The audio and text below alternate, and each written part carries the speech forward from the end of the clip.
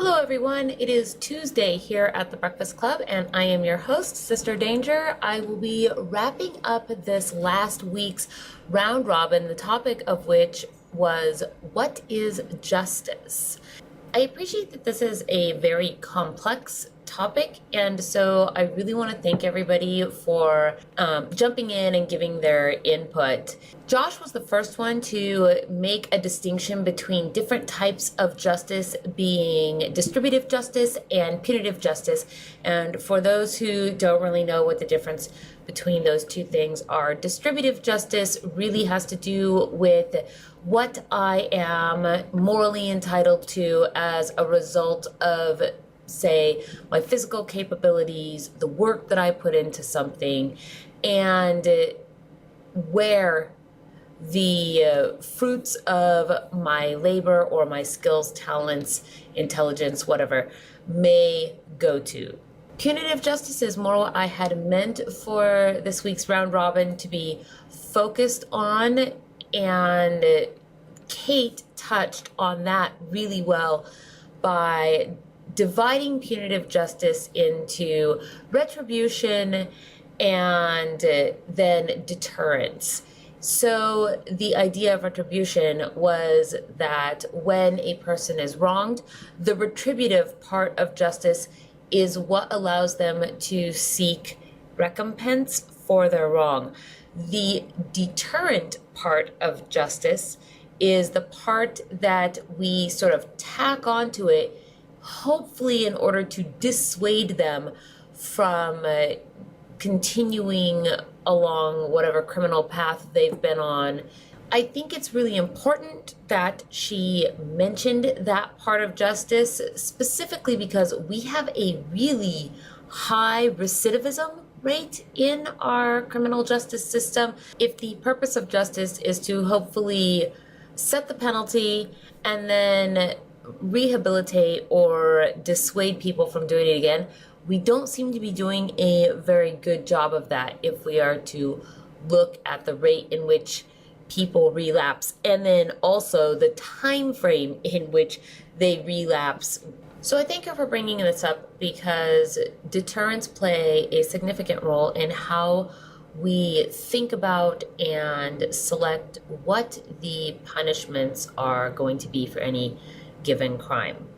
Kazum addressed the punitive side of justice in a way that, although I did not mention when I first put the question forth to everybody, is almost verbatim how I myself perceive justice. And to put it in my own terms, I perceive justice as being punitive justice anyway, as being a balancing of the scales.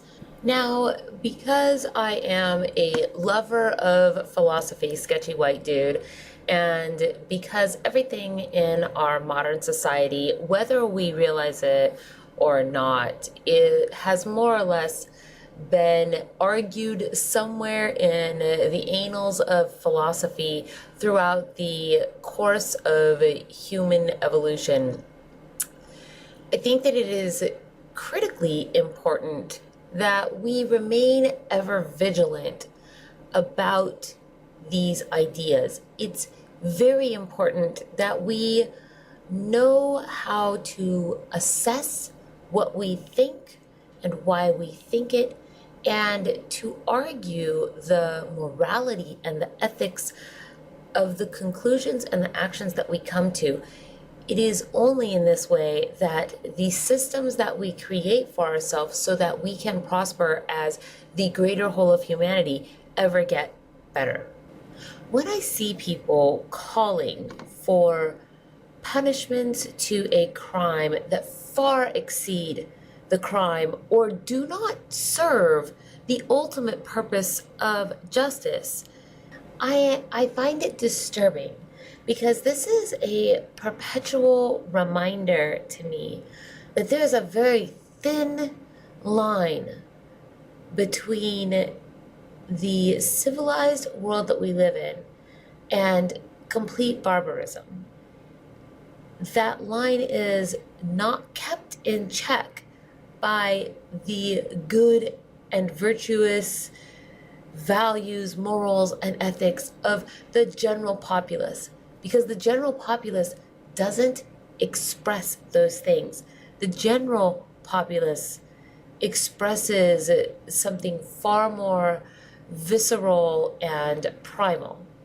And it's my hope in even bringing up this topic that maybe for a little bit, somebody will consider in watching this what they think appropriate punishments are and why they think that.